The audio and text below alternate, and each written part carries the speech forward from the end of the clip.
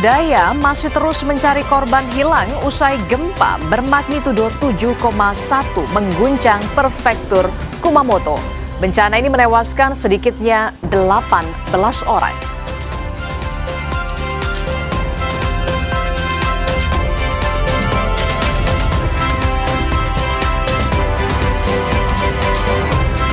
Sesuai arahan Presiden Prabowo Subianto, Badan Pengelola Investasi Danantar dilibatkan dalam forum Komite Stabilitas Sistem Keuangan KSSK. Meski demikian, Menteri Keuangan Purbaya Yudhisadewa bilang Danantara tidak memiliki hak suara dalam pengambilan keputusan.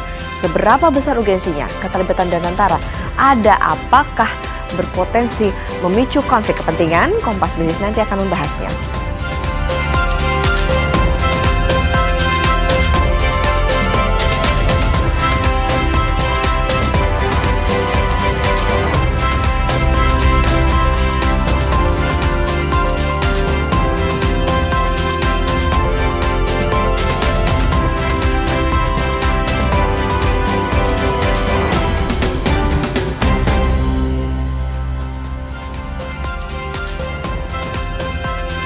Halo, selamat pagi. Sapa Indonesia Pagi kembali hadir mengisi ruang informasi Anda, Saudara, di penghujung bulan Juli 2026 ini, hari Kamis 30 Juli 2026. Bersama saya, Adistila Rasati. Dan saya Putri Oktaviani. Sejumlah informasi akan kami hadirkan, Saudara, diantaranya sejumlah sorotan, salah satunya soal bagaimana dampak atau waspada atas kekeringan yang bisa kita alami beberapa hari ini. Bahkan kemarin juga sempat dinyatakan ya, Adisti dan juga sudah melalui Menteri Koordinator Bidang Infrastruktur dan Pembangunan Kewilayahan Agus Harimurti Yudhoyono bahwa pemerintah terus memperkuat strategi pengelolaan sumber daya air, termasuk memperluas akses terhadap sumber-sumber air agar dimanfaatkan masyarakat secara merata. Ini yang kita harapkan bisa menjadi amunisi dalam menghadapi ancaman kekeringan itu. Tentu saja harus ada strategi-strategi yang dilakukan oleh pemerintah pusat untuk bisa mengantisipasi, memitigasi ancaman kekeringan dan juga El Nino. Biasanya kalau kekeringan di beberapa wilayah ini sudah terlihat. Salah satu yang paling terlihat adalah tidak jauh dari Jakarta, ada di Bendung Katulampa Bogor. Biasanya bendungan Katulampa Bogor ini pintu airnya mengalir deras, tapi ketika musim kekeringan ini terjadi, airnya surut begitu terlihat sekali, dan ini tentu saja punya dampak yang harus diwaspadai oleh masyarakat dan juga pemerintah. Bagaimana pemerintah untuk bisa menyediakan strategi-strategi agar kecukupan air bagi kebutuhan rumah tangga, kemudian juga ada pertanian, perkebunan, ini bisa terpenuhi seluruhnya. Tidak hanya soal kekeringan, tapi yang kemudian menjadi dampak lain yang harus diwaspadai adalah kebakaran hutan dan juga lahan. Kalau kita lihat di Kalimantan, di Sumatera, ini adalah beberapa titik yang rawan sekali karhutla. Tentu harus ada antisipasi juga yang dilakukan oleh pemerintah pusat. Salah satunya kemarin Presiden Prabowo Subianto bahkan sudah menggelar rapat terbatas bersama dengan menterinya. Salah satu yang dibahas adalah soal ini, bagaimana penanganan karhutla, satuan tugas darat dan juga udara harus punya peran yang sangat signifikan untuk bisa siaga, salah satunya juga untuk modifikasi cuaca. Ya, tapi nanti sebelum ke informasi itu, Saudara, kita ke informasi pertama dulu di Sapa Indonesia Pagi. Dan informasi soal sebuah rumah makan di Jalan Dr. Sutomo, Padang, Sumatera Barat terbakar. Api diduga berasal dari kompor meledak.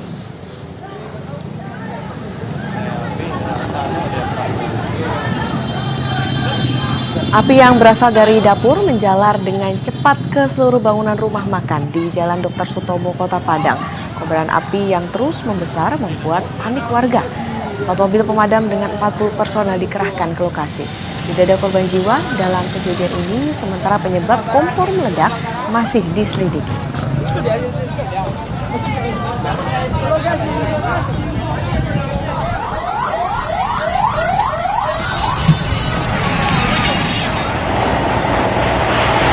Soalnya nggak ada, kebetulan kita dapat informasi lebih cepat, alhamdulillah bisa kita atasi. Ada berapa armada yang turun, Mas? Kita turun 4 armada. Peristiwa kebakaran juga terjadi di kawasan permukiman padat penduduk di Kota Manado, Sulawesi Utara. Dalam peristiwa ini, 10 rumah hangus terbakar.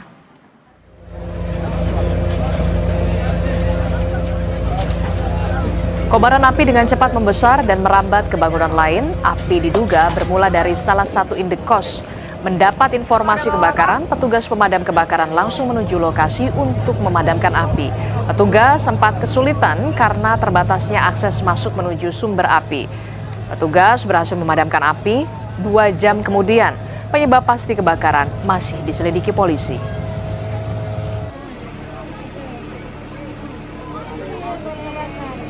Situasi sampai saat ini dari pihak damkar masih berusaha untuk mematikan. Ada beberapa titik. Namun untuk titik yang besar sudah berhasil dipadamkan, hanya tinggal beberapa titik api lagi yang akan dipadamkan oleh pihak damkar.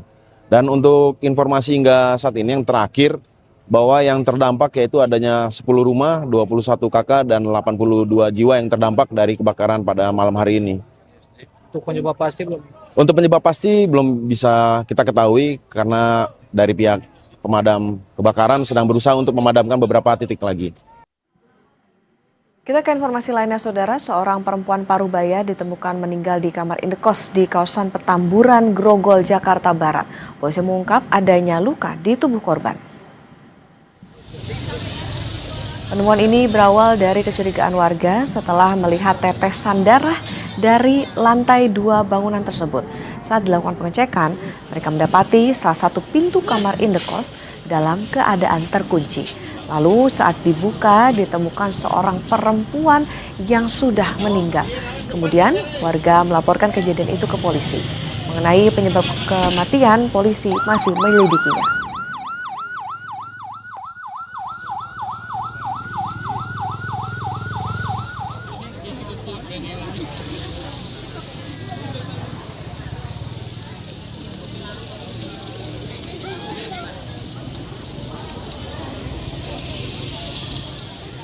Ada penemuan seorang mayat perempuan.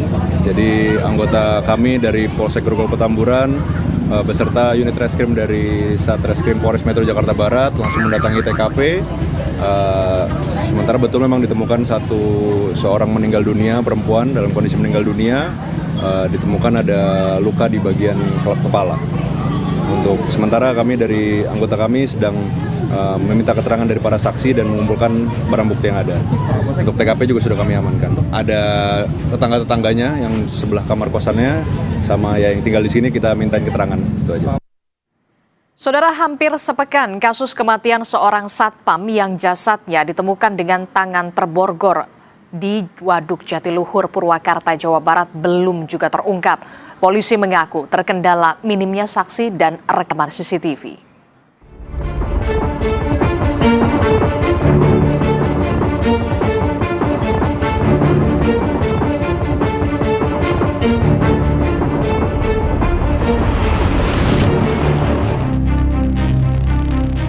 Hampir sepekan, kasus kematian satpam dalam kondisi terborgol di Waduk Jatiluhur, Purwakarta belum terungkap. Tim Polresta Purwakarta telah menggelar olah TKP dan memeriksa CCTV di sekitar lokasi. 15 saksi juga telah diperiksa. Namun pelaku belum terungkap. Polisi mengakui terkendala minimnya saksi dan rekaman CCTV. Kasat Reskrim Polres Purwakarta, AKP Imade Purwantara bilang, pihaknya masih mendalami kasus ini, termasuk memeriksa hasil otopsi dan ponsel korban. Beberapa dugaan-dugaan juga sudah kami dalami. Ya. Hasil otopsi sejauh ini sampai hasil otopsi sudah ada, tapi itu menjadi kerahasiaan kami dalam kegiatan penyelidikan nantinya. Bang, katanya ditemukan 2 borgol di mobil dengan di Betul, motor. pada saat di TKP ada 2 borgol, 1 di motor korban dan 1 yang terikat di tangan korban. Untuk saat ini sudah mengantongi atau mengerucut kemana sih ke masalah geng motor kami atau? Belum bisa pastikan ya terkait masalah itu. Kendala yang dihadapi dalam penyelidikan kasus ini apa sih? Baik, kendala-kendala mungkin terkait dengan adanya CCTV di TKP, kemudian waktu juga pada saat dini hari, ketika saksi juga mungkin pada saat kejadian nihil. Korban Sumarna meninggalkan seorang istri dan 2 anak, masing-masing berusia 17 dan 9 tahun. Kematian Sumarna menjadi pukulan berat sekaligus menyisakan tanda tanya besar bagi keluarga. Tapi pamitnya seperti biasa, Bu, pamit untuk pergi bekerja? Iya, biasa. Pengen segera terungkap atau seperti apa? pengen seperti itu segera terungkap. Jenazah Sumarna ditemukan dalam kondisi tangan terborgol di Waduk Jatiluhur, Purwakarta, 24 Juli 2026. Sebelum kematiannya, diduga Sumarna sempat menegur sekelompok orang yang melakukan vandalisme di kawasan waduk. Tim Liputan, Kompas TV. Saudara, aksi pencurian menyasar dapur Satuan Pelayanan Pemenuhan Gizi atau SPPG di Ciputat, Tangerang Selatan. Dalam pencurian, merupakan satpam yang bertugas menjaga lokasi tersebut. 3 pelaku ditetapkan sebagai tersangka pencurian di dapur SPPG di Jalan R.E. Marta Dinata, Ciputat. Para pelaku menggasak berbagai peralatan operasional dapur, mulai dari 1.700 ompreng program makan bergizi gratis, 2 kompor gas, 1 unit genset, hingga 1 set power box dan recorder CCTV. Pelaku diketahui beraksi lebih dari 1 kali dan bertahap untuk menghindari kecurigaan. Hasil interogasi polisi, Satpam Dapur mengakui menjadi otak pencurian dan mengajak rekan-rekannya. Kepada polisi, para pelaku mengaku hasil penjualan barang curian digunakan untuk kebutuhan sehari-hari serta membeli narkoba. 1 pelaku lain masih dalam pengejaran polisi.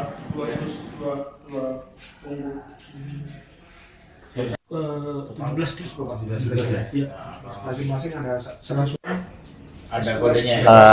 Kepala SPPG itu sudah turun dari BGN, kemudian kita ingin rapat lah sama kepala SPPG. Ketika ingin rapat, kita lihat untuk melakukan pengecekan semuanya, kok ternyata ompreng kita, kemudian genset segala macam semua kok tidak ada. Nah itulah akhirnya kita jadi bertanya-tanya seperti itu. Setelah itu ngecek CCTV, ternyata CCTV juga recordernya sudah tidak ada, CCTV sudah mati. Security T ini punya peran sangat dominan. Dia sebagai kreator yang membuat skenario bagaimana pencurian pemberatan ini berlangsung, sampai dia memerintahkan orang untuk melakukan aksi tersebut. Kita beralih ke sorotan lain, saudara. Sebuah mobil menerjang pembatas jalan hingga terperosok ke dalam parit di kawasan Dharma Husada Indah, Surabaya, Jawa Timur. Kecelakaan tunggal ini diduga akibat sopir yang mengantuk sehingga mobil hilang kendali, kemudian menabrak pembatas jalan dan terperosok ke dalam parit. Evakuasi dilakukan dengan menerjunkan truk krain dan mengangkat mobil dari dalam parit. Akibat kejadian, pengemudi mobil mengalami luka ringan dan sudah dibawa ke Rumah Sakit Unair.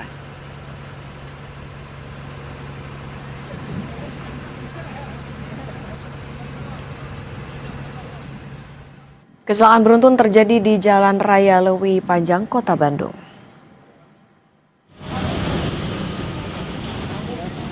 Sebuah truk yang membawa tabung gas dilaporkan menabrak 11 kendaraan hingga terseret beberapa meter. Pengendara sepeda yang merupakan seorang wanita tewas dan 1 orang terluka parah. Diduga kecelakaan disebabkan sopir truk mengantuk.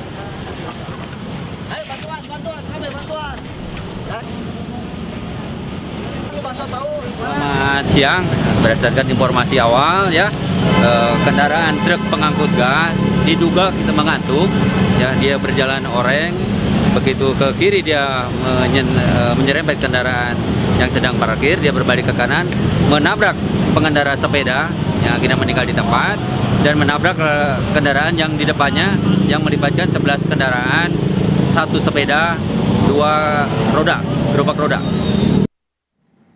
Masih dari Bandung, Jawa Barat, saudara, video mobil yang ngebut di Jalan Paster, Kota Bandung, Jawa Barat beberapa waktu lalu ternyata bukan terkait dengan kasus tabrak lari. Dari penyelidikan, pengendara yang ketakutan berusaha kabur karena dikejar kawanan geng motor. Kejadian bermula pada Jumat 24 Juli lalu. Sebuah mobil SUV terlihat ugal-ugalan di Jalan Junjunan mengarah gerbang tol Paster sekitar jam 11 malam. Awalnya dikira pengemudi mobil melarikan diri setelah melakukan tabrak lari. Tetapi dari penyelidikan diketahui mobil yang dikejar massa itu tidak terlibat tabrak lari. Pengemudi inisial AMR terhalang sekelompok pengendara motor di sekitar kawasan Gedung Sate. Kemudian terjadi senggolan antara mobil dan motor. Setelah itu pengendara motor meneriaki mobil dengan tuduhan tabrak lari. Dan sesuai dengan saksi-saksi yang kita mintai keterangan di lapangan, betul memang tidak ada yang tabrak lari. Untuk sementara yang kami dapat keterangan, ini dianya akan menyusul, kendaraan akan menyusul ditutupi oleh gerombolan bermotor.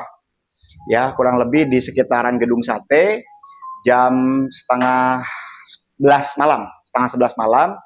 Karena beliaunya ini yang bersangkutan bawa mobil dihalangi, sudah memberi dim, memberi klakson, masih tetap dihalangi oleh yang diduga sementara berandalan bermotor atau geng motor.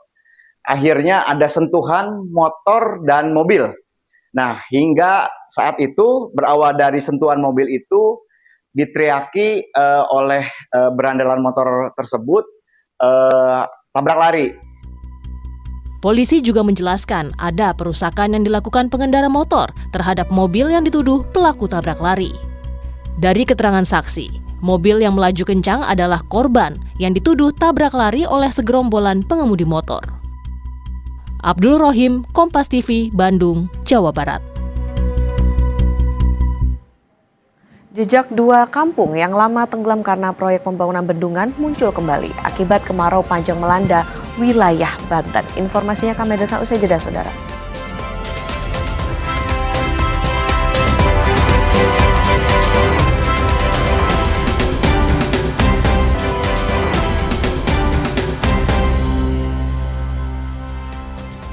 Kembali di Sapa Indonesia Pagi, saudara. Jejak dua kampung yang lama tenggelam karena proyek pembangunan bendungan muncul kembali akibat kemarau panjang melanda wilayah Banten.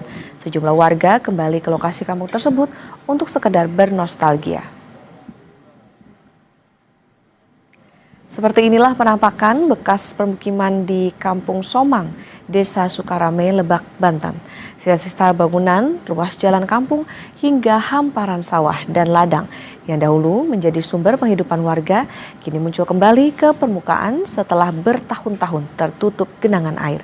Kampung ini dapat terlihat karena musim kemarau menyusutkan air yang sebelumnya menenggelamkan kampung ini.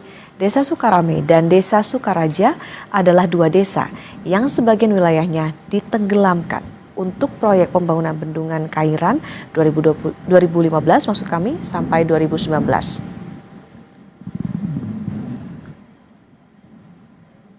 Ada banyak yang datang gitu. Dulunya warga yang di sini pernah datang lagi ke sini juga ya? Ada banyak. Banyak yang pada kesini pada main ngeliat-liat kampung gitu ya, pada bilang sedih gitu kan. Itu kalau bahasa kampungnya nelangsa gitu kan. Berikutnya, saudara, musim kemarau membuat warga di Dusun Celapar 1, Kelurahan Hargo Wilis, Kabupaten Kulon Progo kesulitan air bersih. Kemarau juga mengganggu kegiatan di sekolah dasar di Dusun Celapar. Sudah lebih dari 2 bulan, warga Dusun Celapar 1 harus berjuang mendapatkan air bersih. Untuk mandi dan mencuci, warga terpaksa datang langsung ke sumber air secara bergantian agar pasokan tidak cepat habis. Di tengah kondisi tersebut, warga hanya mengandalkan bantuan air bersih yang datang 1 hingga 2 kali dalam sepekan. Namun penyalurannya dilakukan secara bergilir sehingga tidak semua warga selalu mendapat bagian. Selain itu, dampak kekeringan juga dirasakan siswa di SD Negeri Jeruk di Dusun Celapar 1. Kebutuhan air untuk toilet dan wudhu siswa menjadi terganggu. Pihak sekolah terpaksa mengandalkan masjid di samping sekolah yang menggunakan sumber air yang sama. Ya, kadang tangki itu dibagi-bagi. Itu berapa hari sekali? Mungkin 1 minggu 2 kali ya Pak, gimana itu dibagi-bagi. Katakan mungkin sudah ada sebulan lebih tidak ada hujan, nah sehingga untuk yang dari mata air itu ya sudah mengecil. Nah, kebetulan yang dari Pamsimas ini sudah ya juga volume mengecil, karena malah sekarang peralatan ini untuk nyedot itu rusak, sehingga ya sekolahnya ya untuk saat ini sangat kekurangan air. Menghadapi ancaman kekeringan dan El Nino, pemerintah siapkan langkah strategis termasuk menjaga ketersediaan air dan mencegah kebakaran hutan dan lahan. Sejumlah menteri Kabinet Merah Putih dipanggil Presiden Prabowo Subianto mengikuti rapat terbatas membahas ancaman kekeringan dan El Nino. Menko Infrastruktur dan Pembangunan Kewilayahan Agus Harimurti Yudhoyono bilang salah satu langkahnya adalah memastikan pasokan air cukup untuk kebutuhan rumah tangga, pertanian, dan perkebunan, termasuk membuka opsi operasi modifikasi cuaca, memastikan debit air di waduk dan danau aman. Sumber daya air. Yang paling penting adalah bagaimana kita memastikan kesediaan air bersih ini bisa tetap terjamin. Misalnya memastikan bendungan dan waduk kita memiliki debit air yang cukup untuk suplai air bersih, suplai air baku bagi masyarakat, dan juga untuk mendukung irigasi. Irigasi ini penting karena kita harus memastikan air tetap mengalir ke sawah-sawah kita. Kita ke sorotan lainnya, Saudara. Bupati Pemalang Anom Widiantoro terkena operasi tangkap tangan KPK. Anom diduga menerima uang terkait pelaksanaan sejumlah proyek dan terlibat jual beli jabatan.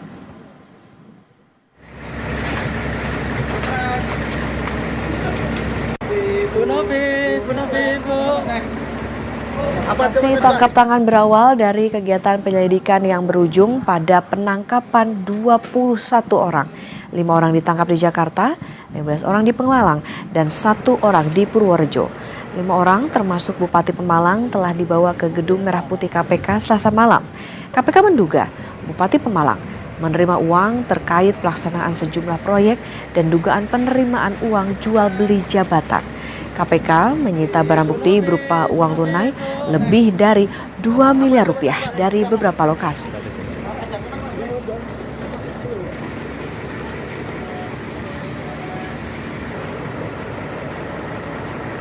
Orang sudah dibawa ke Gedung KPK Merah Putih, salah satunya adalah Bupati Pemalang, dan nanti siang menyusul ada 7 orang. Penyelidikan tertutup ini berkaitan dengan dugaan penerimaan yang dilakukan oleh Bupati Pemalang berkaitan dengan proyek-proyek di wilayah tersebut. Baik itu nanti konteksnya suap proyek ataupun pemerasan, Bupati ini juga melakukan penerimaan lainnya yang berkaitan dengan jual beli jabatan. Istri Bupati Pemalang dan sejumlah pihak yang ikut terjaring dalam operasi tangkap tangan di Pemalang tiba di Gedung Merah Putih KPK Jakarta Rabu malam. Tak ada sepatah kata pun yang disampaikan Nur saat dicecar awak media terkait OTT yang menjeratnya. Ia digiring tim KPK ke dalam gedung melalui pintu belakang.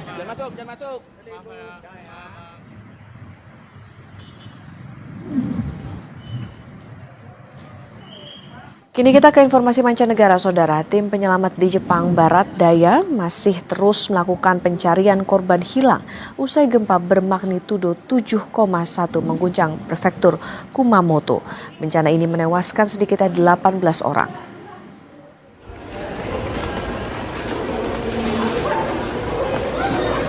Gempa kuat yang mengguncang Kumamoto menyebabkan kerusakan di sejumlah lokasi. Salah satunya ledakan di pusat perbelanjaan Ion yang merusak fasad bangunan dan menyebabkan puing-puing di sekitar lokasi. Tim penyelamat masih berupaya mencari korban hilang di tengah puing-puing bangunan. Aparat juga memasang garis polisi dan membatasi akses ke lokasi demi kelancaran proses evakuasi dan pencarian. Sementara itu, warga berkumpul di belakang garis polisi untuk menyaksikan proses evakuasi. Seorang saksi mengaku melihat ledakan tersebut dari area parkir pusat perbelanjaan saat gempa terjadi.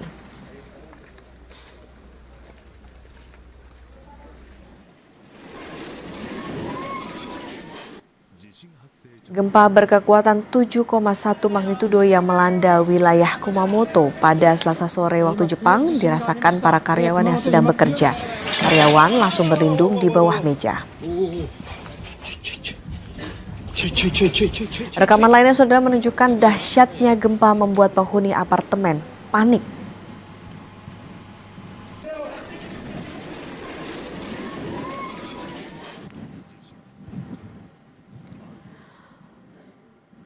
Usai jeda, saudara, Sapa Indonesia Pagi akan kembali dengan informasi antrean panjang kendaraan terjadi di salah satu SPBU di Makassar, Sulawesi Selatan.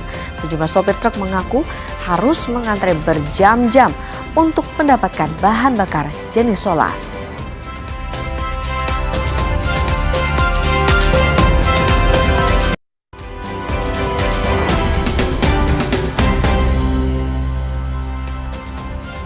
Terima kasih Anda masih bersama kami dalam Sapa Indonesia Pagi. Saudara, antrean panjang kendaraan terjadi di salah satu SPBU di Jalan Tentara Pelajar Makassar. Sejumlah sopir truk mengaku harus mengantre berjam-jam untuk mendapatkan bahan bakar jenis solar. Salah satu sopir truk mengaku kondisi ini telah terjadi selama beberapa hari. Bahkan sejumlah kendaraan harus antre hingga 1 hari 1 malam untuk mendapatkan solar. Warga berharap kondisi kembali normal sehingga distribusi barang antar daerah dapat berjalan lancar.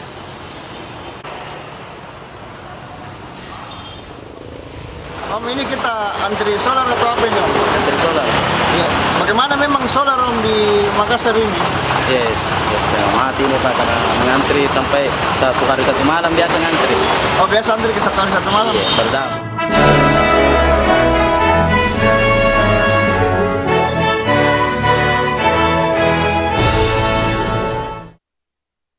Integrasi pengadilan pajak ke dalam satu atap di bawah naungan Mahkamah Agung ini sudah memasuki tahap penyelesaian akhir menjelang pelaksanaannya pada tanggal 1 Januari 2027 mendatang. Yang dimana sistem pembinaannya atau reformasi ini bukan hanya mengalihkan kewenangan organisasi, administrasi, dan keuangan saja dari Kementerian Keuangan ke Mahkamah Agung, tetapi juga untuk memperkuat independensi kekuasaan kehakiman dalam sistem pengadilan pajak di Indonesia.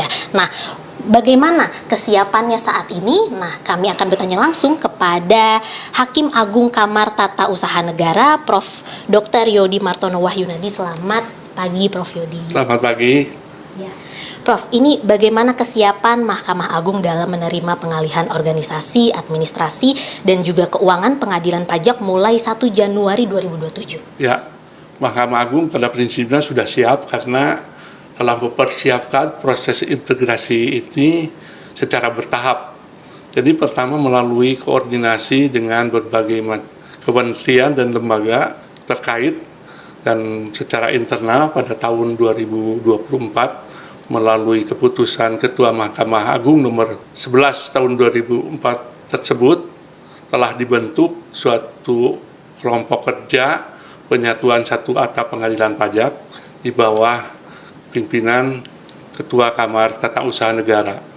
Kemudian juga secara eksternal aktif di dalam panitia pengalihan pembinaan organisasi keuangan dan administrasi yang terdiri dari beberapa lembaga, baik itu dari Sekretariat Negara, terus ada dari tentu Menteri Keuangan, antara lain juga dari Menteri RB, Menpan RB, yang menyusun rencana atau rancangan mengenai rancangan peraturan Presiden tentang pengalihan pembinaan organisasi administrasi keuangan pengadilan pajak dari Kementerian Keuangan ke Mahkamah Agung, di mana di Mahkamah Agung yang ditunjuk Sekretaris Mahkamah Agung, Dirjen Badan Peradilan Militer dan Tata Usaha Negara, serta Kepala Badan Urusan Administrasi Mahkamah Agung untuk mempersiapkan, pertama adalah penyusunan regulasi, kedua pembentukan tim transisi, kemudian juga menginventarisir mengenai permasalahan yang berkaitan dengan sumber daya manusia, anggaran, barang milik negara, serta sistem informasi penyelesaian perkara. Seluruh langkah tersebut diarahkan supaya nanti ketika beralih menjadi kewenangan Mahkamah Agung dalam pengalihan organisasi, administrasi, dan keuangan dari Menteri Keuangan itu tidak ada kekosongan hukum dan dapat berjalan dengan lancar dalam rangka pelayanan terhadap masyarakat pencari keadilan di bidang perpajakan. Baik, kalau gitu setelah integrasi selesai ini ya Prof, bagaimana arah pengembangan pengadilan pajak ke depannya? Ya.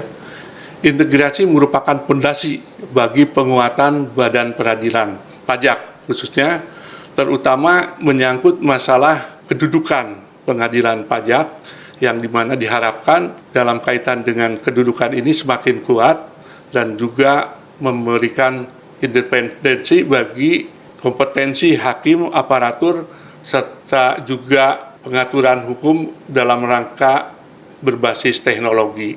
Ini dalam hal ini kaitan dengan penyusunan naskah akademik untuk perubahan pengadilan pajak oleh Pusat Strategi dan Kebijakan BPSD Mahkamah Agung. Jadi di Mahkamah Agung sendiri sudah mempersiapkan supaya ada perubahan undang-undang pengadilan pajak.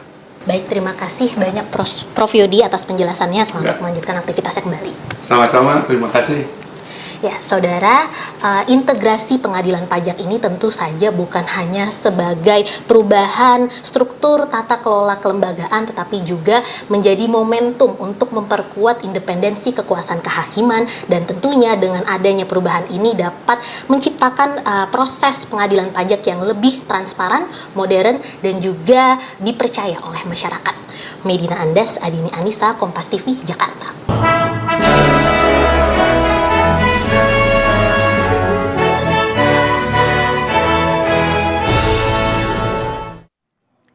Saudara, penanganan kasus dugaan tindak pidana pencucian uang yang menjerat mantan Jampitsus Febri Adriansyah menuai polemik. Pasalnya, dari 4 sprindik yang telah diterbitkan, hingga kini baru 1 sprindik yang dilanjutkan pemeriksaan. Sejumlah pihak pun menilai ada keanehan pengusutan kasus ini. Kami akan diskusikan dalam dialog di Sapa Indonesia Pagi sesaat lagi.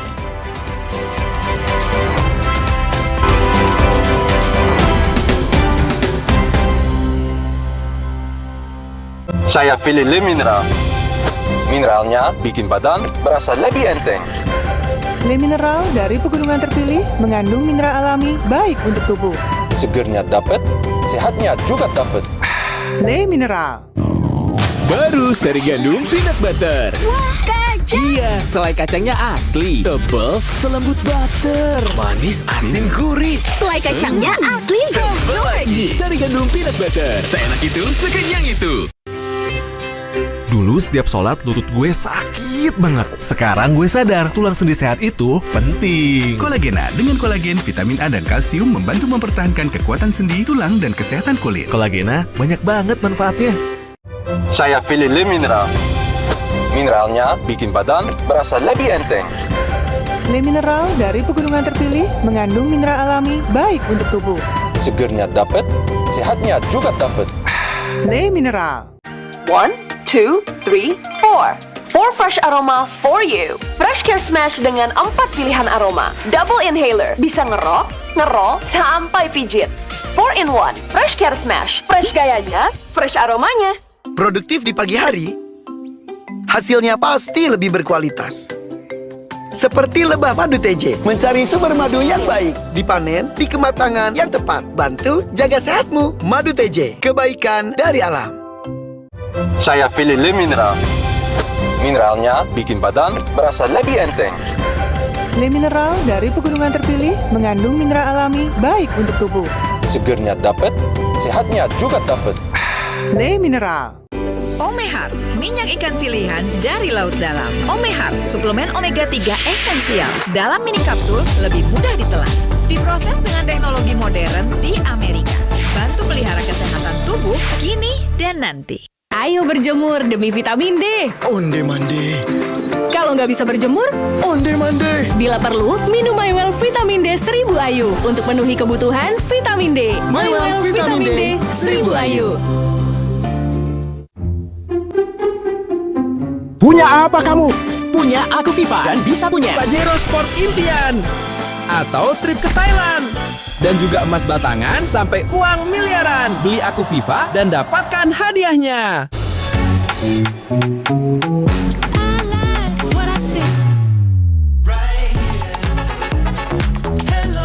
Samsung Galaxy Z Fold 8 Ultra dan Fold 8. Kunjungi toko terdekat dan pre-order sekarang. Dunia terus berputar.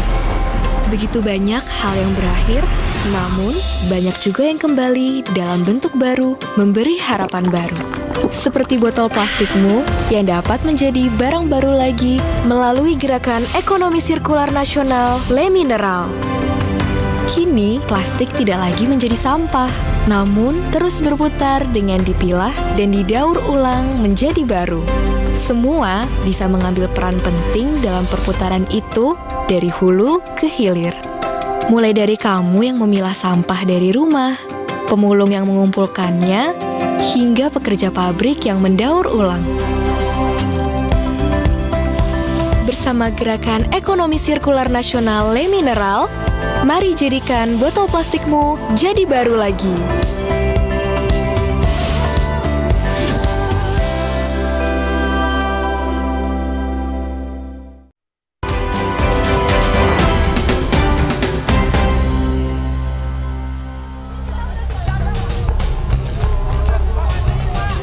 Penanganan kasus dugaan tindak pidana pencucian uang yang menjerat mantan Jampitsus Febri Ardiansyah menuai polemik. Pasalnya, dari 4 sprindik yang telah diterbitkan, hingga kini baru 1 sprindik yang dilanjutkan ke pemeriksaan. Kuasa hukum mantan Jampitsus Febri Ardiansyah bilang, hingga saat ini kliennya diperiksa dalam kasus TPPU. Namun, ada 2 sprindik yang masih abu-abu. Sprindik yang terbit dari data yang kami dapatkan dari Kejaksaan, di Polri itu ada 3 sprindik. Ada batubara, tadi disebut Bu Yenti, yang kedua Asabri, terkait Asabri, kemudian Krakatau Steel. Ya. Banyak orang berpikir penetapan tersangka untuk 3 sprindik itu. Saya ingin katakan di sini itu tidak benar. Yang benar adalah penetapan tersangka hanya 1, yaitu salah satu sprindik terkait dengan Asabri. Hanya Asabri? Itu di Polri ya. Oh, dari Kortas? Polri, di Kortas. Nah, kita geser nih. Ini perkara kan sudah di Kejaksaan Agung. Ya. Kita nggak mundur lagi ke diserahkan. Sudah diserahkan, dilimpahkan, apapun terminologinya. Ya. Sekarang ditangani Kejaksaan Agung. Kejaksaan Agung kemudian menerbitkan 3 sprindik, surat perintah penyidikan umum. 1, saya nggak tahu, karena nggak diperlihatkan terkait apa persisnya. Salah satunya adalah indikasi TPPU. Jadi 2-nya ini masih agak gelap nih. Apakah ini yang Anda sebut ke media sebelumnya tidak jelas itu abu. Itulah. Jadi ada zona abu-abu yang tidak cukup clear dalam proses penegakan hukum ini. Ketua KPK 2015-2019, Saud Situmorang mengatakan, kasus yang menyeret ex-Jampitsus Febri Ardiansyah ini belum ada kemajuan yang signifikan. Saud bilang ada lebih dari 50 orang yang terlibat dalam kasus ini. Saud berharap Febri menjalankan perannya secara maksimal dalam proses hukum yang menjerat mantan Jampitsus tersebut. Kasus ini baru 2 cm per hari ini. Kenapa 2 cm? Setelah ditahan? Ya masih 2 cm kedalamannya. Kalau dari Anda mau bilang bahwa belum ada kemajuan signifikan? Iya, karena dugaan saya itu dalamannya bisa sampai 100 meter lebar dan dalamannya. Nah, mudah-mudahan Febri di sana ya. Febri ditahan, Febri datang ini ya bisa membuat itu menjadi lebih terang gitu. Dalam pikiran saya, dia kan penegak hukum juga gitu. Yeah. Ngapain juga ngebela orang yang memang udah jelas salah lah gitu ya kan. Cuman maksud saya kalau kita nggak ngapain memang tugas dia begitu gitu. Jadi maksud saya apakah nanti kedalaman bisa digali terus kemudian KPK bisa meyakinkan sehingga ketemu angka ratusan meter. Ya kita kan belum cerita banyak orang-orang di sekitarnya. Hitungan saya lebih 50 orang tuh. Sementara, pakar hukum tindak pidana pencucian uang Yenti Garnasi menyebut bahwa kasus yang menjerat mantan Jampitsus Febri Ardiansyah seharusnya diambil alih oleh KPK. Yenti juga menyebut bahwa Febri mendapatkan perlakuan khusus. Nah, itu diambil alih oleh KPK. Jadi KPK juga jangan menunggu diserahkan. Harusnya KPK itu mengambil alih karena ada ide suatu negara yang mempunyai penyidik tindak pidana korupsinya 3 itu hanya Indonesia. Dan itu ada badan semacam KPK itu. Itu idealnya Bu, tapi sekarang kan yang kita hadapi adalah ditangani oleh Kejaksaan Agung. Oh iya, tapi seharusnya itu kan ada ketentuan yang hanya dimiliki oleh KPK. Pasal 10 itu adalah bahwa dalam hal tertentu KPK yang sedang menangani kasus bisa menyerahkan atau KPK mengambil alih kasus yang sedang ditangani oleh 2 temannya yang tadi. Maka Maka ketika ditanyakan kepada saya, kejaksaan kemudian menyatakan bahwa ini sudah ada sangkaan tindak pidana korupsi dan tindak pidana TPPU. Karena dari tas Tipikor pun sudah ada itu. Sudah ada. Kini publik pun menanti kasus yang menjerat mantan Jampitsus Febri Adriansyah dapat ditangani secara transparan dan adil. Pasalnya, dari 3 kasus dugaan korupsi, baru 1 kasus yang telah diproses, yakni dugaan TPPU. Tim Liputan Kompas TV. Kasus mantan Jampitsus Febri Adriansyah sudah terbit 4 sprindik. Namun hingga kini Febri baru ditetapkan sebagai tersangka dugaan tindak pidana pencucian uang atau TPPU. Apa yang sebenarnya membuat kasus ini terkesan mandek? Dan akankah kasus ini bisa diadili secara transparan dan juga adil? Kita bahas bersama dengan Wakil Ketua KPK 2007-2011 Muhammad Jasin dan juga Komisioner Kejaksaan Nur Rohman. Selamat pagi, Assalamualaikum Bapak-Bapak. Selamat pagi, Waalaikumsalam warahmatullahi wabarakatuh. Ya, saya ingin ke Pak Yasin dulu. Pak Yasin, kalau tadi sebelumnya di paket berita sebelumnya, Pak Saud Situmorang sudah mengatakan ini perkaranya masih 2 cm karena 2 tersangka yang baru. Padahal menurut Saud Situmorang mengatakan ini kalau diduga ada 50 orang yang terlibat dalam kasus ini. Dari perspektif Anda sebagai pimpinan KPK dan pernah menangani kasus-kasus kakap semacam ini, apakah Anda setuju bahwa kasus ini memang nampaknya lambat? Ya, beberapa waktu yang lalu saya juga menyampaikan tuh melalui Kompas TV juga itu bahwa kasus ini adalah kasus yang janggal dan membingungkan. Hanya statement saya katakan bahwa di proses of law atau proses penanganan kasus ini adalah tidak tunduk pada aturan yang baru KUHAP. Itu yang saya nyatakan seperti itu. Nah, kalau dilihat dari kemajuan proses penanganan, betul yang dikatakan oleh Pak Saud dan beberapa orang itu, ya memang ini di samping ruwet, membingungkan dan justru tidak mendapatkan kepercayaan dari publik. Jadi yang seharusnya itu yang dilimpahkan ke kejaksaan itu adalah apabila sudah pemeriksaannya itu lengkap itu adalah P21. Ya kan? Tapi ini kan sudah terlanjur. Kemudian turun naik proses dari penanganannya, yaitu perubahan status hukum. Yang naik turun itu artinya ya setelah tersangka kemudian dijadikan saksi, keluar sprindik yang sekarang sprindiknya hanya 1 saja nih, padahal TPPU. Dari pelimpahan itu ya TPPU saja, padahal pelimpahan yang tidak benar itu, pelimpahan maksudnya proses pelimpahannya itu sebenarnya tidak sesuai dengan aturan hukum yang berlaku sekarang. Kalau pelimpahan itu ya harus ke KPK memang. Kalau itu penanganan terus kemudian diteruskan oleh kejaksaan ya baru kali ini penyidikan diteruskan dari kepolisian oleh kejaksaan. Itu kejanggalannya di situ. Jadi menurut Anda seharusnya memang ini ditangani oleh KPK? Iya seharusnya, tapi ini kan sudah terlanjur. KPK-nya melakukan mekanisme pengawasan sebagaimana yang diatur di dalam pasal 6 Undang-Undang 19 tahun 2019. Nah, pengawasan, koordinasi, supervisi itu tidak punya kewenangan apa-apa kecuali lanjutnya di 10A, yaitu pengambil alihan kasus itu. Diambil paksa, jangan sungkan-sungkan, jangan ya diambil paksa saja karena sudah memenuhi kriteria bahwa penanganan kasus korupsi yang di dalamnya ada unsur korupsi. Jadi ya kasus ini penanganan di pemeriksaan untuk kasus korupsinya di kepolisian, terus kemudian dicegati atau dicegat itu artinya proses itu nantinya kan penuntutannya pasti melalui Kejaksaan Agung. Nah, ada deal di situ, jadi ijon dulu gitu loh, masuklah uang kepada mantan Jampitsus ini. Menurut pemikiran saya seperti itu dugaannya. Jadi dicegati di situ, nanti akhirnya kasus ini juga menjadi ringan, artinya dari unsur pemidananya juga ringan atau bahkan bebas, itu karena ya ujung-ujungnya tidak dinyatakan terbukti melakukan suatu korupsi. Oke. Nah sekarang yang paling penting itu adalah bonggol perkaranya, ya predicate crime-nya itu ditentukan dulu. Ini korupsi apa TPPU? Kalau yang dari TPPU itu pasti kan ada kepolisian kejahatan korupsi. awalnya kan ya Pak?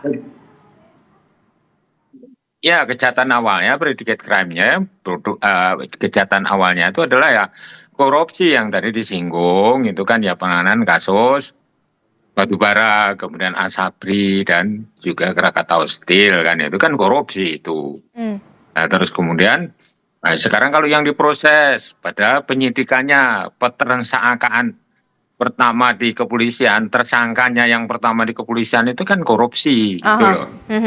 Nah, ini sampai sekarang ini tidak jelas. Bisa saja memang kasusnya itu menjadi dua. Delik pidananya adalah kasus korupsi dan kasus TPPU. Jangan hanya TPPU saja, korupsinya enggak. Nah, ini membingungkan masyarakat. Proses hukumnya enggak. Ada 4 sprindik tetapi tersangkanya ada di TPPU, begitulah. Itulah yang kemudian menjadi pertanyaan dari Pak Yasin dan juga dari masyarakat juga. Nah, bagaimana Komjak menjawab pertanyaan ini begitu? Ada 4 sprindik tetapi tersangkanya ada di TPPU. Bagaimana bisa ini terlompati ketika belum ada tersangka dari kejahatan awalnya, korupsinya? Bagaimana Komjak menjawab ini?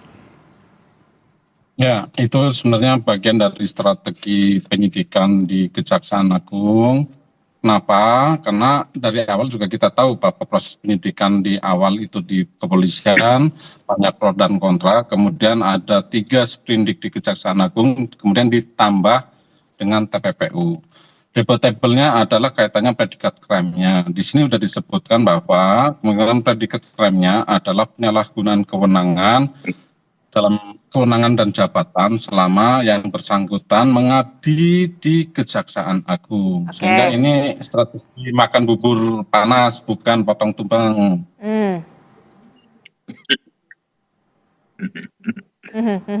Oke, nah kalau dikatakan ini strategi awal, bagaimana Pak Yasin melihat ini? Ini hanya strategi awal dari penyidikan dari kasus ini, Pak Yasin.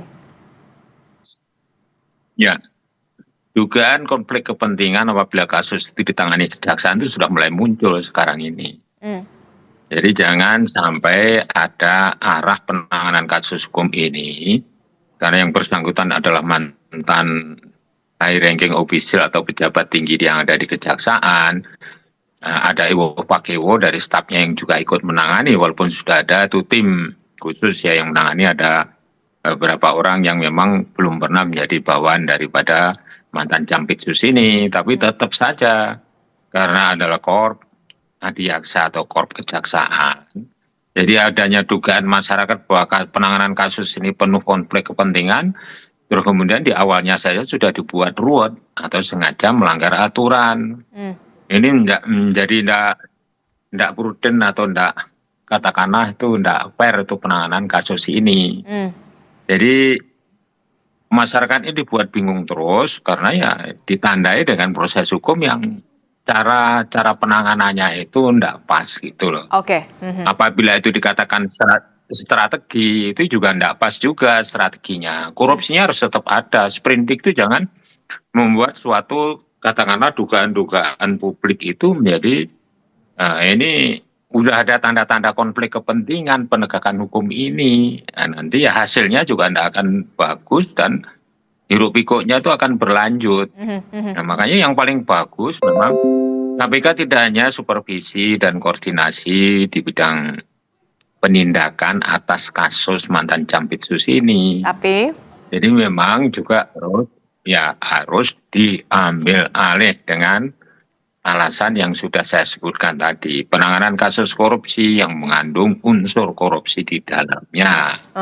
Jadi ini sangat canggih ini korupsinya ini. Jadi tidak bisa hanya lembaga yang bersangkutan yang menangani.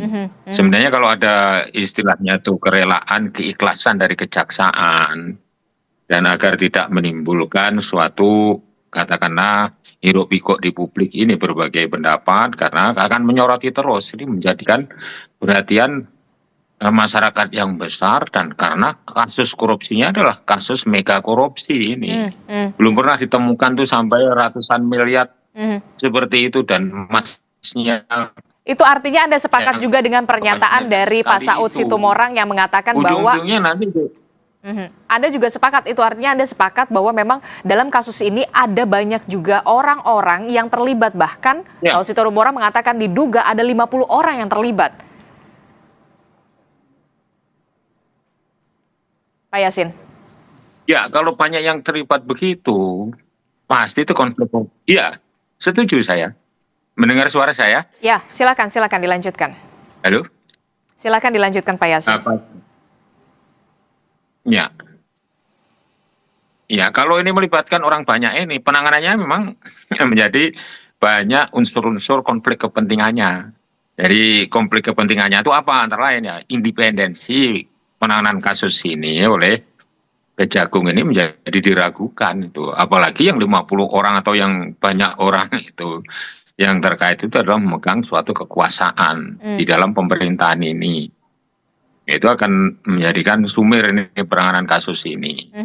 Maka ya seandainya tetap ditangani oleh kejaksaan, tidak diambil oleh KPK, ya harus masyarakat itu, akademisi, masyarakat penggiat anti korupsi harus fokus untuk mencermati proses hukum ini. Dan harus ini seperti media Kompas TV ini harus tetap menjadi corong untuk menyuarakan yaitu agar kasus ini ditangani sehingga memenuhi rasa keadilan masyarakatnya. Ini duitnya kan duit banyak. Asumsinya ya duit masyarakat itu. Kalau penanganannya seperti ini, jadi ini kan extraordinary crime ini. Jadi yang menangani itu ya harus memang fokus ya. Jadi kasus besar ini bukan kasus kecil. Jadi penanganannya harus serius. Ya, jangan mengabaikan pendapat-pendapat publik. Ini harus menjadikan suatu perhatian bagi lembaga hukum yang menangani kasus ini. Oke, ini kasus besar dan harus ditangani secara khusus begitu ya, karena ini bukan main-main, bukan kaleng-kaleng. Nah, saya ingin ke Pak Nur Rohman. Pak Nur Rohman, tadi Anda mengatakan bahwa ini bagian dari strategi. Ini bagian dari strategi awal, bahkan ada pengandaian. Anda mengibaratkan ini ibaratnya bukan makan bubur panas, tapi metodenya potong tumpeng. Bagaimana Anda bisa menjelaskan ini kepada publik?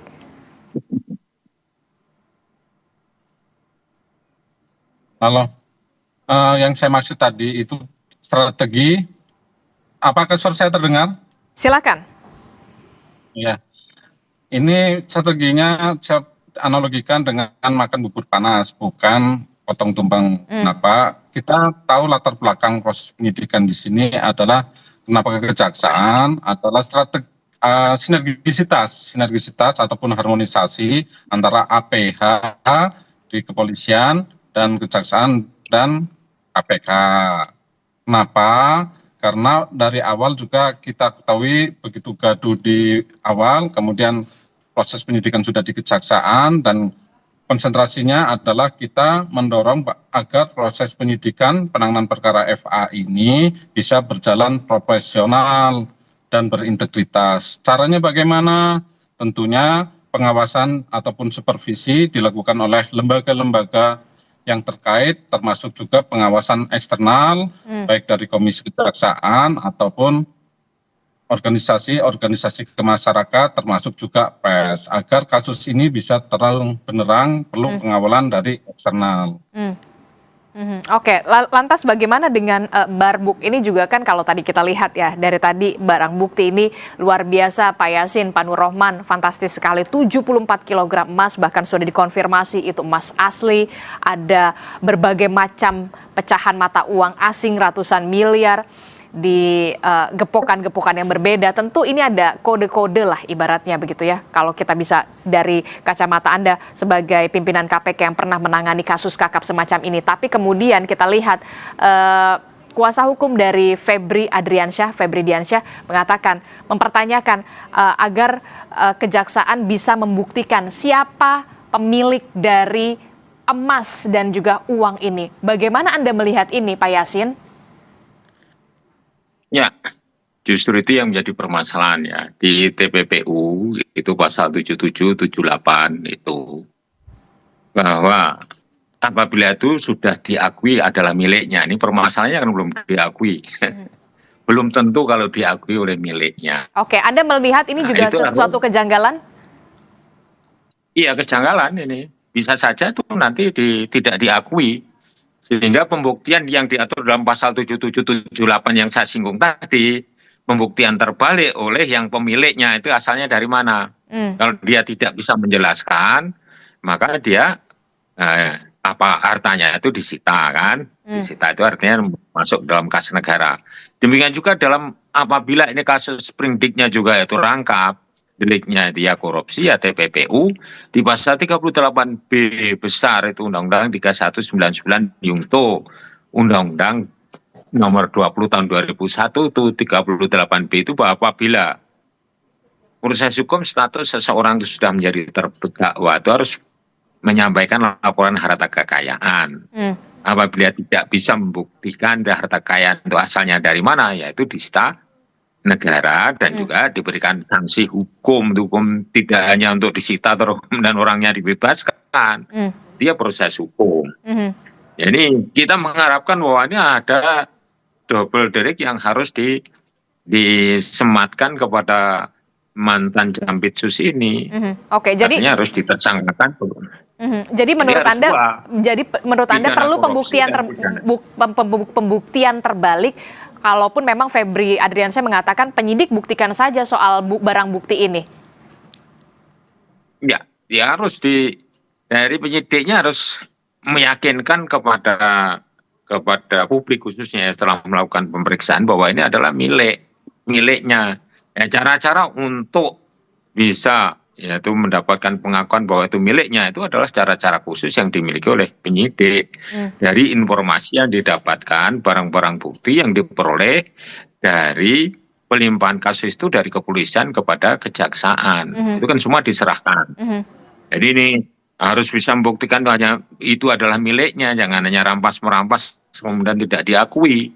Kalau itu tidak diakui, pembuktian terbalik tidak terlaksana. Kasusnya adalah menjadi mengambang atau bebas yang bersangkutan bila hanya TPPU.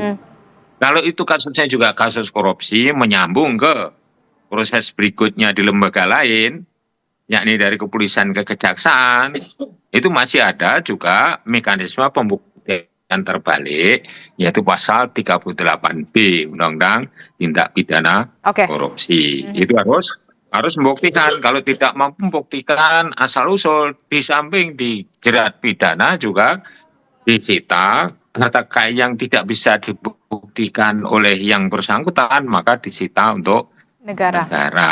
Oke, bagaimana Pak Nur Roman? Begitu Mbak, prosesnya. Jangan sampai ini prosesnya membingungkan publik ini, gitu loh, dan meragukan, karena konflik kepentingannya tuh tinggi di sini. Oke, gitu, Mbak. Konflik kepentingan tinggi menurut Pak Yasin, kemudian jangan sampai ada keraguan publik, bagaimana menjawab kasus ini bisa jangan sampai membingungkan. Kejaksaan Agung, Komjak sendiri, bagaimana untuk bisa menjamin Kejaksaan Agung ini bisa transparan, pengusutan secara tuntas, tidak berhenti di dua tersangka ini? Ya, kami tidak akan masuk ke materi pokok perkara karena itu bukan kewenangan kami hanya melakukan pengawasan bahwa proses ini bisa berjalan dengan tuntas, tentunya secara profesional dan berintegritas. Caranya seperti apa? Tentunya dengan transparansi, informasi yang bisa disampaikan kepada publik secara berkala dan kontinu. Tentunya juga informasi-informasi itu tidak bisa semua hasil penyidikan dipublikasikan, karena itu nantinya adalah penyidikan yang dilakukan adalah untuk proses pembuktian di persidangan, bukan di publik. Seperti itu. Namun demikian proses-proses ini kita pastikan transparansi ini berjalan. Setiap tahapan diinformasikan kepada publik melalui Pusat Penerangan Hukum, dan sejauh ini proses itu sudah berjalan seperti kasus-kasus yang lainnya. Adapun kaitannya konflik interest maupun keraguan publik itu memang banyak keraguan-keraguan dan juga ada harapan-harapan tentunya, dan tentunya jawabannya adalah satu, bentuk kerja nyata, konkret, dan terakhir itu kan FA juga sudah ditahan dan diserahkan kepada KPK, proses penahanannya di sana untuk menghindari konflik kepentingan tersebut. Dan dari tim 9 juga mereka adalah notabene jaksa-jaksa yang cukup lama ditugaskan di KPK. Hampir ada rata-rata itu di atas 5 tahun. Bahkan ketua atau motor tim penyidik Pak Prof. Budi Margono juga notabene adalah mereka yang membesarkan KPK sebelumnya. Sehingga sinergisitas, kembali lagi latar belakangnya adalah sinergisitas atau harmonisasi APH ini patut kita dorong agar perkaranya bisa tuntas dan suasananya tetap jernih, gitu Pak. Oke, termasuk juga ini yang juga menjadi PR tersendiri bagi Kejaksaan Agung, tidak hanya kepada 2 tersangka ini saja, terus harus mengusut tuntas dugaan keterlibatan pihak-pihak lain. Pak Nur Rohman. Iya, harus itu. Oke, baik, Pak Nur Rohman sudah keluar dari Zoom meeting kita. Terima kasih Komisioner Kejaksaan Pak Nur Rohman telah bergabung bersama kami.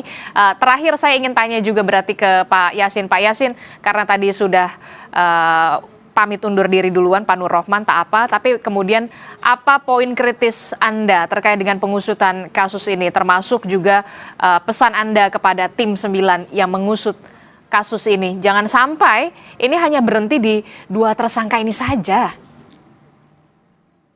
Ya, harus dilakukan pengembangan penyidikan yang lebih komprehensif menyangkut yaitu para pelaku yang mendesain kasus ini terjadi. Baik itu korupsi maupun TPPU.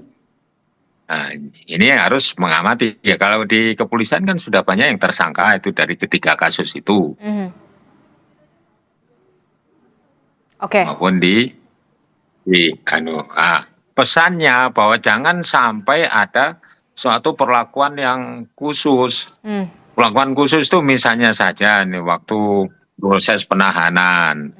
Itu kan tidak memakai standar yang biasanya dilakukan oleh kejaksaan.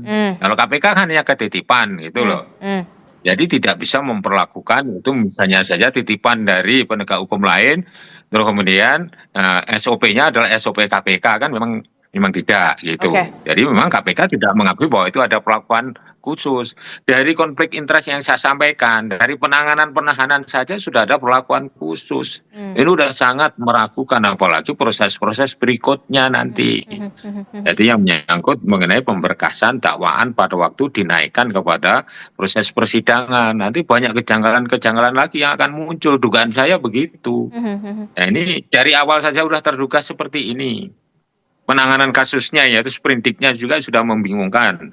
Penahanan sudah mendapatkan suatu perlakuan khusus atau special treatment. Ini tidak boleh terjadi seharusnya. Special treatmentnya itu di penanganannya ya? Special treatmentnya itu seharusnya di penanganan kasusnya. Baik, kita akan tunggu, publik juga masih dengan yang lain. Oke, publik masih menunggu. Ya, betul. Publik menunggu dan terus mengawasi bagaimana kelanjutan kasus ini. Tentu ini menjadi PR besar dari Kejaksaan Agung untuk bisa menjawab pengusutan kasus ini bisa secara terang benderang dan juga transparan. Terima kasih Wakil Ketua KPK 2007-2011 Bapak Muhammad Yasin dan juga Komisioner Kejaksaan Bapak Nur Rohman yang sudah undur diri. Terima kasih Bapak-bapak. Assalamualaikum, selamat pagi, sehat selalu. Saudara, informasi penting lainnya masih akan kami hadirkan, salah satunya dari sesuai dengan arahan Presiden Prabowo Subianto. Badan Pengelola Investasi dan Antara dilibatkan dalam forum Komite Stabilitas Sistem Keuangan atau KSSK. Lalu, seberapa besar urgensinya keterlibatan Danantara? Apakah berpotensi memicu konflik kepentingan? Kompas Bisnis akan membahasnya usai jeda.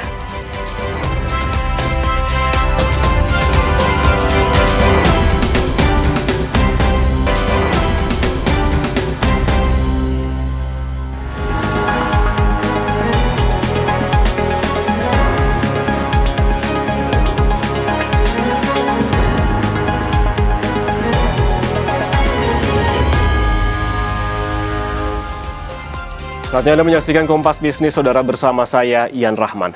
Saudara, Badan Pengelola Investasi dan Antara akan terus dilibatkan dalam rapat Komite Stabilitas Sistem Keuangan atau KSSK.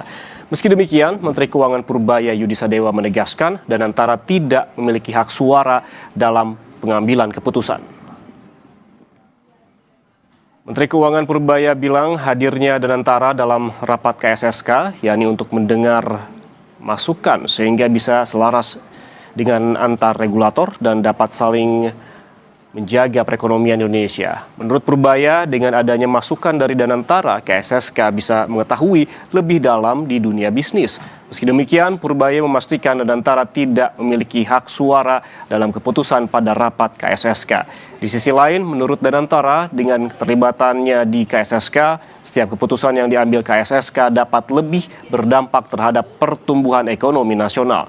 Dengan demikian, keputusan KSSK tidak hanya didorong dari sisi moneter dan fiskal saja, tapi juga dari dunia usaha termasuk BUMN. Danantara pada rapatnya sebagai undangan, jadi kita juga kan regulator semuanya rapat bisa antar regulator aja. Kadang-kadang kami ingin mendengar masukan langsung dari pelaku bisnisnya yang memanage bisnis yang besar itu. Dan Danantara memberikan masukan yang cukup positif pada rapat sore hari ini. Artinya kita bisa dapat informasi yang lebih untuk memastikan kebijakan kita lebih tepat sasaran ke depannya. Di undang-undangnya boleh tuh diikuti oleh lembaga dan pihak lain yang diundang. Jadi kita KSSK boleh mengundang pihak lain di luar KSSK.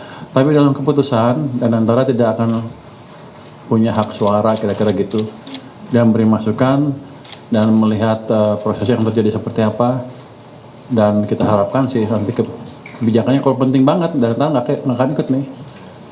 Dalam mengambil putusannya, dia akan keluar kalau hal yang penting sekali. Yang berhubungan dengan bisnis. Tapi kalau yang umum-umum, sekarang masih umum, ya dia bisa ikut mendengarkan keputusan apa yang kita ambil. Sampai sekarang masih memberi masukan dan untuk kita berguna sekali untuk melihat keadaan yang nyata di dunia bisnis, dunia yang sedang ditangani oleh Danantara. Kalau kita kan regulator biasa di belakang lihat data-data aja.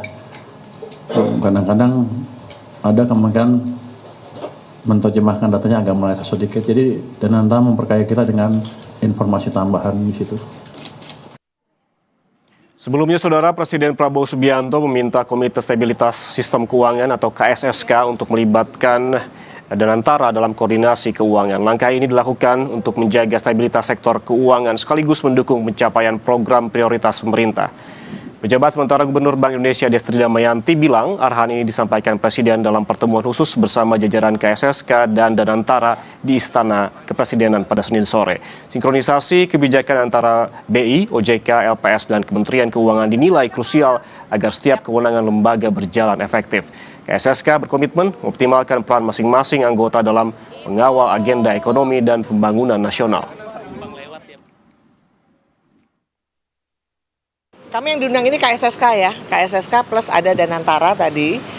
Jadi intinya adalah ke depan bagaimana KSSK terus di dalam KSSK-nya juga terus meningkatkan koordinasi dan kerjasama, khususnya terkait dengan kebijakan-kebijakan di mana masing-masing kita ada kebijakan yang bisa harus kita koordinasikan. Kemudian juga tentunya kita bersama-sama juga akan mensupport gitu, KSSK juga mensupport pemerintah ya sesuai dengan arah kebijakan yang memang sudah menjadi garis dari pemerintah, pencapaian pemerintah. Jadi intinya tadi seperti itu, peningkatan dari masing-masing dari Bank Indonesia apa yang bisa dilakukan, dari OJK, dari LPS, dan kemudian juga dari Kementerian Keuangan. KSSK diminta Presiden untuk libatkan dalam Danantara dalam rapat pengambilan keputusan. Lantas apa urgensinya? Kehadiran Danantara akan memperkuat koordinasi kebijakan atau justru memunculkan persoalan baru dan juga potensi konflik kepentingan. Kita bahas bersama Teguh Rifki, peneliti makroekonomi dan pasar keuangan LPM FEB Universitas Indonesia. Mas Rifki, selamat pagi, apa kabar? Pagi Mas Ian, kabar baik. Mas Rifki, ini menurut Anda apa urgensinya Presiden meminta KSSK untuk melibatkan Danantara dalam rapat pengambilan keputusan? Ya, sebetulnya kalau kita melihat secara umum tidak ada urgensinya ya. di mana sebetulnya yang lebih urgent itu adalah rapat KSSK yang memang bisa dianggap independen dan kredibel. Karena belakangan ini kita tahu permasalahan utama yang kita hadapi di sektor keuangan dan moneter adalah pelemahan rupiah yang terus berlanjut. Di mana pelemahan rupiah ini salah satu isu utamanya adalah akibat pasar dan investor menilai kebijakan atau pengambilan keputusan di Indonesia ini kurang kredibel dan kurang independen. Nah, dengan adanya Danantara di rapat KSSK justru malah memperkeruh suasana ini, karena harusnya KSSK ini adalah rapat yang diisi oleh para regulator di sektor keuangan, bukan pelaku usaha. Mas Rifki, bila tidak ada urgensinya, lalu apakah menurut Anda ada alasan yang lebih relevan yang membuat Danantara ini masuk dalam pembahasan stabilitas ekonomi? Seharusnya tidak ada. Jadi kalau kita lihat dari statementnya Pak Menteri Purbaya bahwa memang perlu masukan dari pelaku usaha atau private sector, pertanyaan berikutnya yang muncul adalah kenapa hanya Danantara yang dilibatkan? Karena private sector di Indonesia ini kan cukup luas gitu, terdiri dari banyak sektor, lalu kemudian juga terdiri dari betul-betul private, bukan hanya BUMN saja. Jadi memang yang perlu dipikirkan berikutnya adalah apakah ini justru tidak menimbulkan konflik of interest gitu, karena hanya Danantara, dan ini membuat Danantara memiliki akses informasi yang tidak dimiliki oleh pelaku-pelaku usaha lainnya, sehingga tidak menciptakan level playing field di private sector. Berarti ini tidak mengindahkan asas-asas keadilan begitu. Kalau demikian, kalau kita melihat visi misinya juga, ini yang diungkapkan oleh Menteri Keuangan Purbaya Yudisadewa, Mas Rifki, visinya adalah untuk memperkuat koordinasi kebijakan. Namun, bukankah ini menurut Anda berpotensi memunculkan persoalan lain? Ini soal independensi yang tadi Anda sebutkan, independensi regulator dan juga potensi konflik kepentingan? Iya, betul. Memang ini sangat besar potensi adanya konflik kepentingan dan independensi. Satu, KSSK ini kan salah satunya adalah Bank Indonesia yang independensinya ini sangat-sangat perlu dijaga. Tapi kalau kita lihat sebetulnya di rapat KSSK itu sendiri, sebetulnya harusnya KSSK ini jarang sekali dihadiri oleh Presiden. Apalagi kalau kita lihat di situ ada perwakilan dari DPR. Jadi memang ini sudah kelihatan tidak terlalu independen lagi dalam pengambilan keputusannya. Ingat, KSSK ini dulu dibentuk pasca terjadinya krisis krisis Bank Senturi dan Global Financial Crisis 2008, di mana saat itu pengambilan kebijakan dianggap tidak terlalu independen. Dibuatlah komite sendiri, Komite Stabilitas Sistem Keuangan, yang harusnya pengambilan kebijakan ini bisa independen dan terlepas dari nuansa politis. Tapi dengan dimasukkannya Danantara, lalu kemudian juga hadir Presiden dan DPR, justru ini bertolak belakang dengan motif dulu dibentuk awalnya KSSK tersebut. Ada potensi konflik kepentingan di sini. Lalu pertanyaan selanjutnya, Mas Rifki, dengan masukan Danantara ke forum KSSK, apakah ini juga artinya mempertaruhkan kredibilitas KSSK dan ragam kebijakannya di mata pasar? Iya, sangat. Jadi kalau misalnya kemudian nanti ada kebijakan-kebijakan yang dianggap tidak sejalan dengan sentimen pasar, pasar sangat bisa menebak ini adalah ada tekanan politis. Kita lihat contoh saja yang baru-baru ini terjadi, mundurnya Gubernur Bank Indonesia. Mundurnya Gubernur Bank Indonesia, walaupun di state karena alasan pribadi, tapi banyak spekulasi di pasar, ini muncul karena ada faktor-faktor politis. Nah, kita nggak tahu ini benarnya yang mana, tapi sangat mudah pasar membaca ada tekanan politis karena ada faktor-faktor yang membuat pasar membaca bahwa Bank Indonesia atau berbagai lembaga yang terlibat SSK ini sudah menurun independensinya. Jadi ini ke depannya jadi akan sangat sulit untuk BI atau OJK atau LPS melakukan manuver, dan Kementerian Keuangan yang tidak sejalan dengan pasar sangat mudah diinterpretasikan ini ada tekanan politis yang dampaknya sangat mudah untuk menjadi dampak negatif dan menjadi sentimen yang justru bisa menimbulkan capital outflow yang besar dari Indonesia. Oke, tentunya dengan masuknya Danantara di sini perlu ada batasan begitu. Batasan apa yang perlu diperjelas dan juga sejauh mana dasar hukum yang diperlukan setelah Danantara diputuskan secara berkala hadir dalam forum KSSK. Kita bahas usai jeda. Mas Rifki, tetaplah bersama kami di Kompas Bisnis.